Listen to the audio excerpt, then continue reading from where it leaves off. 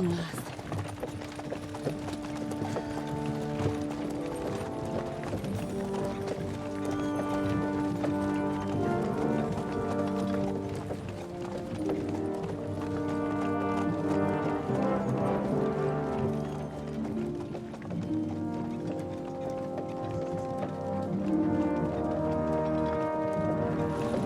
What's this? The gate's wide open.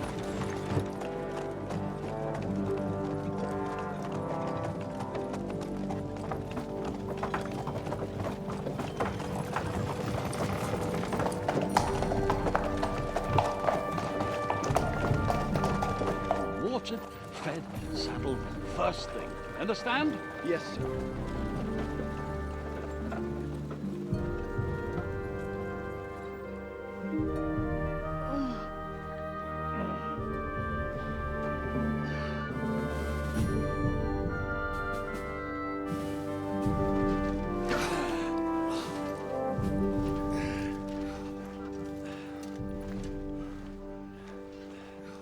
Greetings. What's your business here? The blessing of our Lord Jesus Christ, sir. I expect you're Peter Pisek. I am Jan Zizka of Trosnov. I have an important message for your guest, Hinek of Kunstadt. Actually, for you two. A message for the Dry Devil? Well now, Captain Zizka. And young Henry. Margrave Jobst. Sir. I'm afraid your friend Hinek is no longer here. I'd love to know what brought you two together. But also, what the hell happened to you? Well, sir... Unfortunately, I'm otherwise occupied at the moment. Get some rest. You're clearly in dire need of it.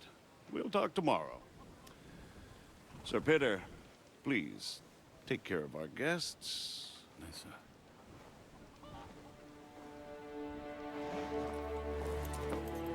Let's go!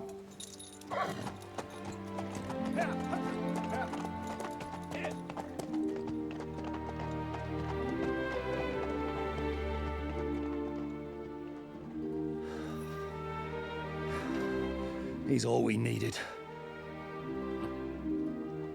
You must be tired and hungry after your journey.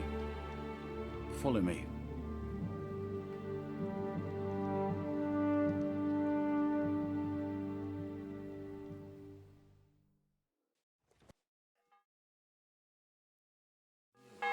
You have a very fine fortress, my lord. I'm glad you think so. You don't? To be honest, I'd much prefer to go back to Kuttenberg. Life in a fortress isn't ideal for a man with my experience. And with your fortune. That gets worryingly smaller every day, Lord Trosky. Hardly surprising if you're putting up the Margrave here. No, that's more down to his Hungarian cousin, if you get my meaning. Perfectly, my lord.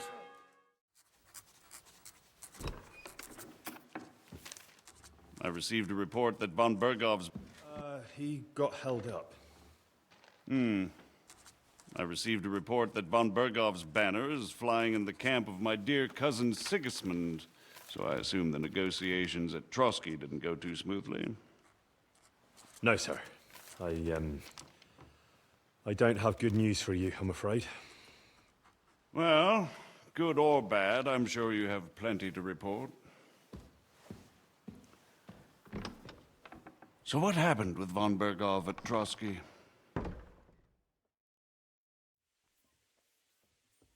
Bergov had no interest in our message. By the time we finally arrived at Trosky, he'd already long since made a deal with Sigismund. But of course he didn't tell Sir Hans and me anything. And on top of that, he used us to do his dirty work. Everything went to hell in the end, and we ended up in a dungeon. Or at least I did.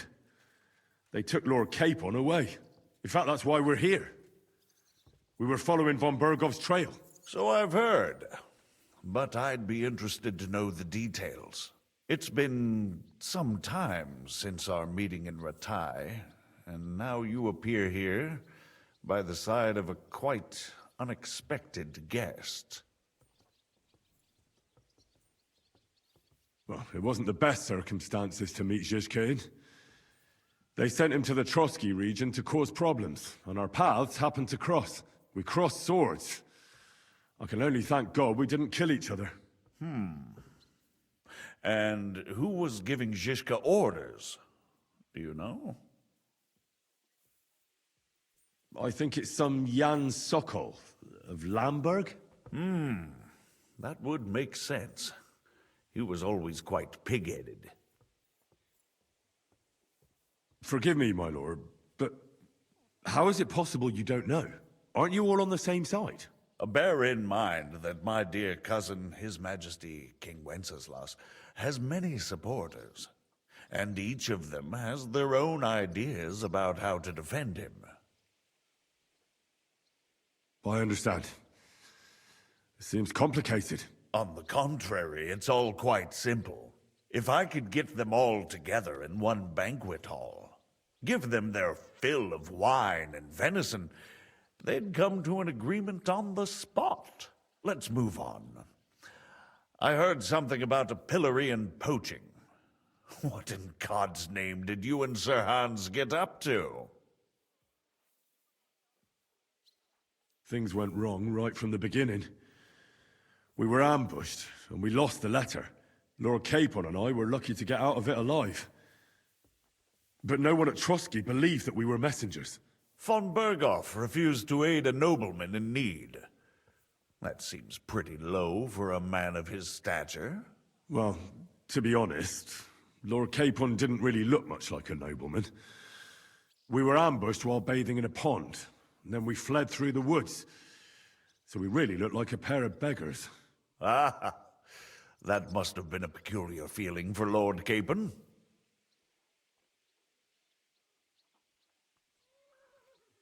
Not only for him, sir. I may be just a bastard, but that doesn't mean I'm used to begging at castle gates dressed in rags. Believe me, I didn't intend in the least to make such an insinuation. In any case, are you sure there's nothing else you want to tell me? Well, you should probably know that Istvan Toth was working for von Berghoff. Who's he? One of Sigismund's cronies. He was causing havoc around Ratai. Ah, yes. Hanush and Radzig mentioned some such person. They even foolishly let him go. They had to. They gave him their word. Yes. Well, it's actually quite heartening that some people still have such naive ideas about the world. Well, no one let him go this time. He's dead. Very good. From what I've heard, he was a bandit and a cutthroat. There should be no dealings with his ilk.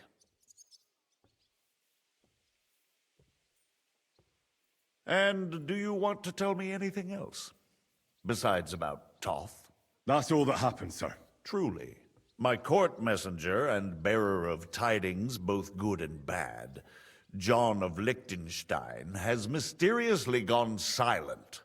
So every piece of information I get now is precious. By the way, you said you were in von Berghoff's dungeon, and I can imagine how they treated you there. Tell me, did you reveal anything?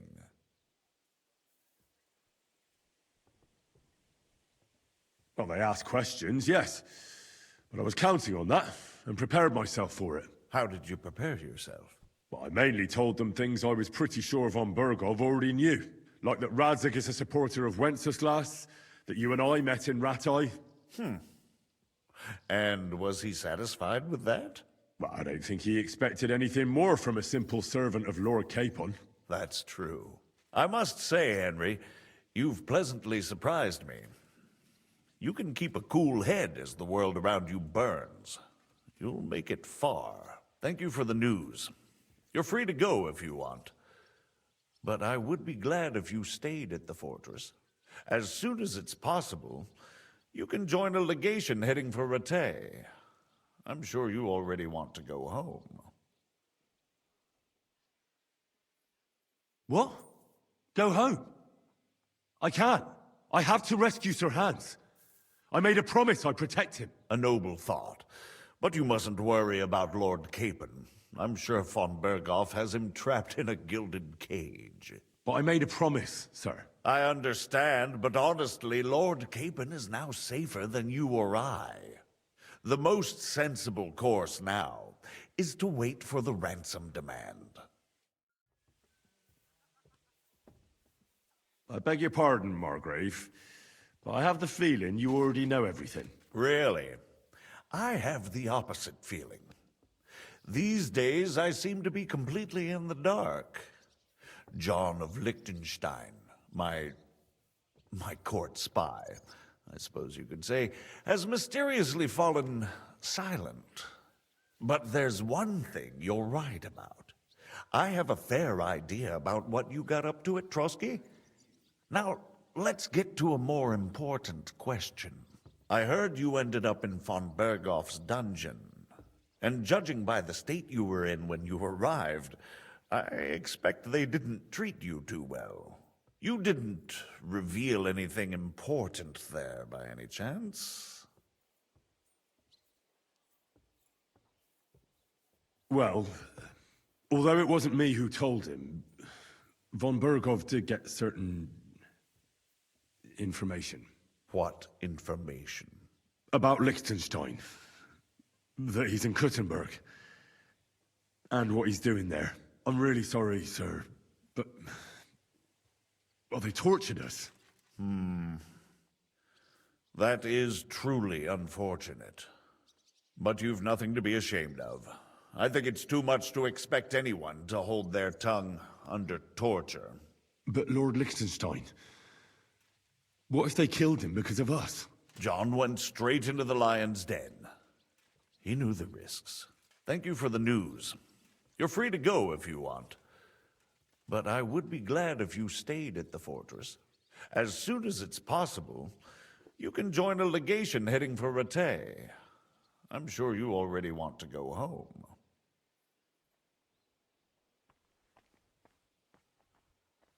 Sir, that's a generous offer, and I appreciate it. But it's not what I want. If you wish to stay and help here, I'll be glad, of course. I need someone to escort my envoys, and you've proven yourself more than capable. It's Lord Capon, Your Grace. I came to find out where he is, and rescue him. A noble thought. But you mustn't worry about Lord Capon. Margrave. Ah, Captain Zizka. Henry and I were just discussing Lord Capon. Yeah, the Margrave thinks he's in no danger, and we should wait for a ransom demand. As one does. I wanted to talk to you about something else. I suppose you're wondering why your friend Hinnek, also known as the Dried Devil, isn't here? Oh, there's plenty of gossip going on around the fortress. You and Pisek refused to grant him asylum.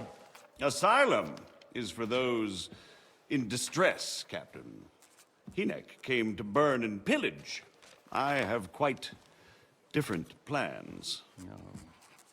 And what might those be, Margrave?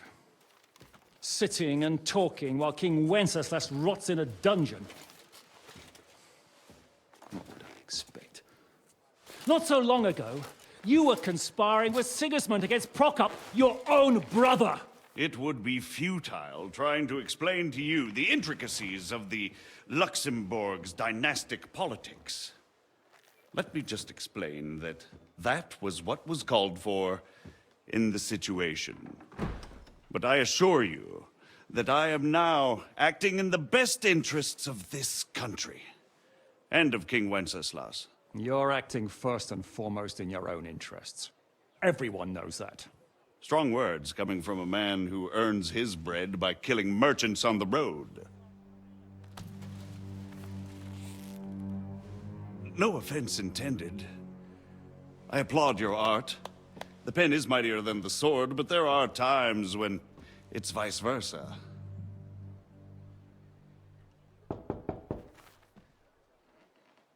Enter! All ready to leave now, sir? Good. It's high time. I expect the captain was about to leave anyway. Are you not? With pleasure. And you, Henry? Me? Well, sir, I made a promise. I understand. I won't attempt to keep you here by force. But bear in mind, I have concluded a very fragile truce with Sigismund, which gives us time to get ready. And if anyone should disrupt my plans with headstrong acts of violence, there will be consequences. Grave consequences. I consider this matter closed. Farewell and good luck.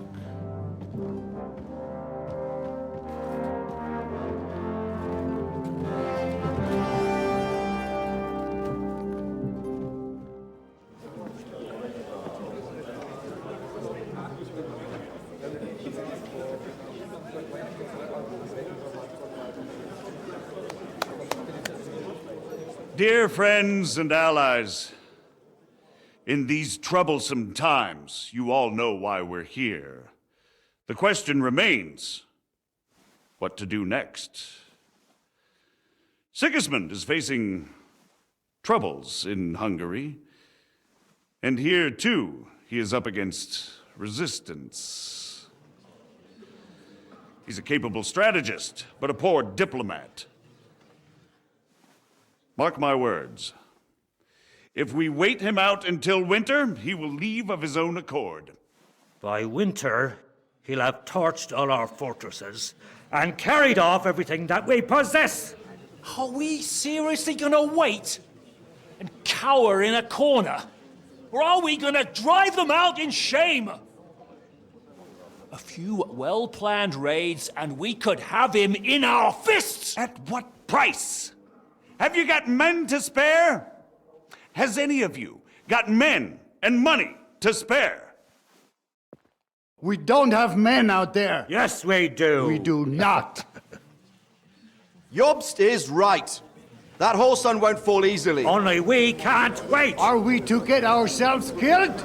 Or end with nothing.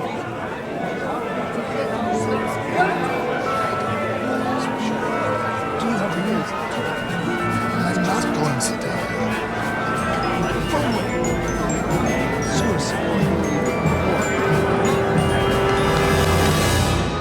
Friends, we'll get nowhere like this. Let's adjourn ourselves and try to think it through.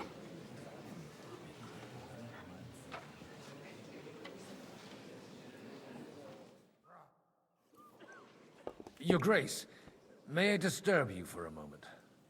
Certainly. Godwin, I came with the lords from Rattay. Ah, now I remember. Forgive me, there are many guests, and I only have one head. Lord Liechtenstein asked me for help, in our collective interest. But if you'll allow me, sir, I'd like to ask you a few questions, so I'm clear about what I can do to help. Indeed. And what would you like to know? Your plan, if I may be so bold, has a few gaping holes. Sigismund may attack anywhere and any time, and we have no way to defend ourselves. You want to wait, fine. But you should at least give some assurance to the lords that they'll live to see it through. You amuse me, Godwin. A parish priest teaching the Margrave of Moravia about politics. I know you mean well, but try to look at it with cold reasoning. I'd reason better with an army at my back. Do you realize how much such an army costs? The gentlemen here have trouble agreeing about much lesser sums. And if a way could be found, and the means... Before that happens, Sigismund will take his shoes off and head off to Rome barefoot. Do you still think the lords will agree at the end of the day? I'm beginning to lose hope. That's the way of politics. Some are persuaded by silver, some by a well-chosen word. Others are convinced by tempting promises. And if none of that does the trick? Such cases usually end in quarrels between former allies. while the enemy is laughing up his sleeve. John of Liechtenstein is acting in your interest, isn't he? That was the original agreement. And on the outside, it still looks that way, I trust. But it was you who sent him to Kuttenberg, wasn't it? True. But I certainly never told him to hole up in the Jewish quarter and pursue his own private plans there. And by doing so, he put both himself and our common interests in jeopardy. I understood that he was on our side. Yes, he is. Only he is slowly starting to act more and more on his own initiative. Although, that doesn't have to be a bad thing, does it? He still lacks the experience to be capable of evaluating some situations. But he is persuasive and easily wins people to his side. Unfortunately. Christ be praised, sir. I wasn't expecting to meet the rabbi of Kuttenberg here. Oh, really? Half of Kuttenberg has accumulated debts with usurers that they cannot repay, or even do not intend to. The rabbi knows his people are under threat, and that Sigismund will not protect them if something should befall, similar to what happened in Prague. So they naturally took a stance against Sigismund. What's more, if Wenceslas regains the throne, they can expect him to reward them. On whose side do the wealthy burghers stand? From the entire elite of Kuttenberg. Only Kunzelin Ruthard and Haman Alder have come here.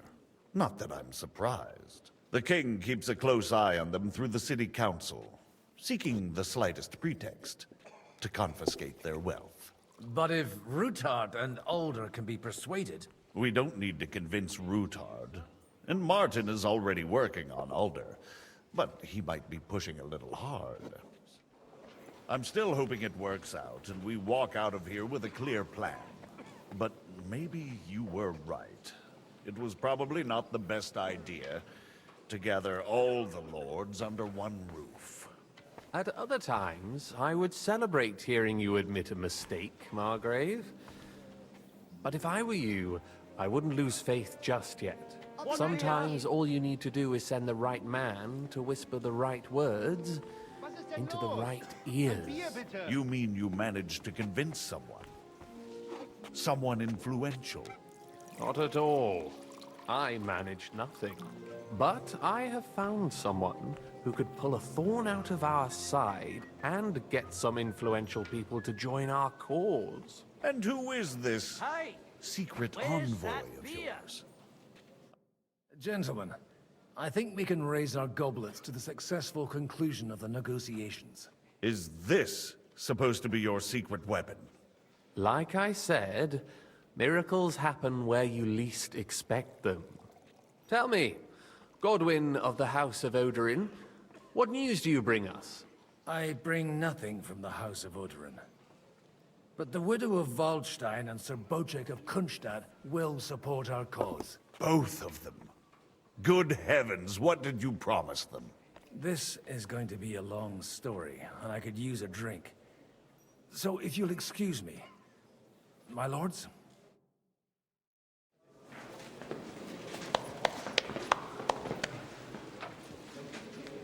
It would seem that we have all benefited from the break in these proceedings. New alliances have been formed. And I have also changed my plans. We shall still wait for Sigismund to withdraw his troops of his own accord. But we will wait with an army at our backs. Yes! And how are we to raise an army? Wasn't it made clear at the meeting that no one wants to take the risk? The only thing made clear was that each of us alone is weak, and that we could not find common ground. But that has now changed.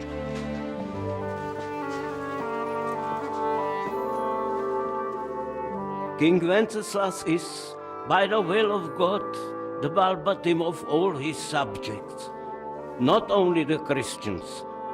Our community, and not only ours, will give you coin. The Kuttenberg houses are still loyal to King Wenceslaus, and we stand with Lord Ruthard. And if that's not enough, the houses of Leipa and Kunstadt will unite and march side by side. My niece, Yitka, will take young Lord Capon as her husband.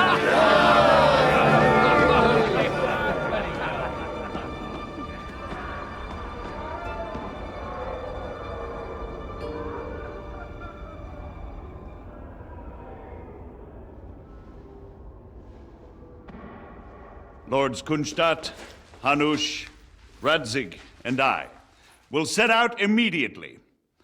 God willing, we will be back within 3 weeks, along with an army.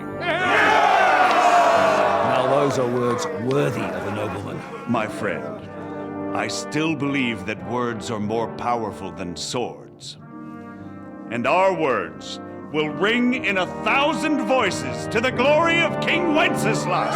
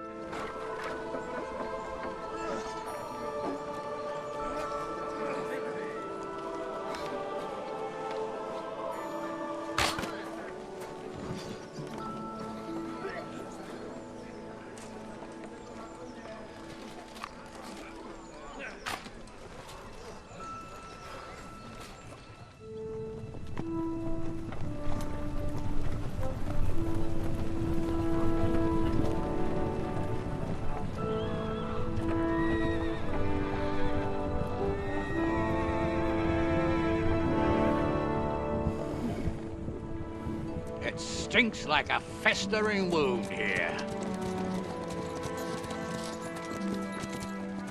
It's time to heal that wound, once and for all. That is why we're here, isn't it, youngster? Let's not waste time. We'll end it. Here and now.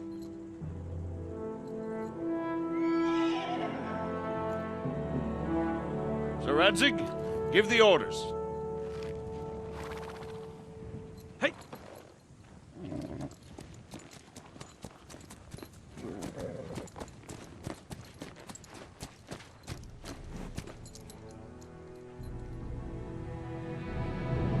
Look at them! The Prague lords who bent their knees to Sigismund. And even after he fled our country, they carried on plundering our lands! Invading! Killing! Raping! Spilling the blood of their fellow countrymen for a foreign usurper! Should they get away with it? Traitors! The time has come to put a stop to them forever! To sweep them off our lands! Fight them! Hunt that rabble back to Prague in the name of King Wenceslas!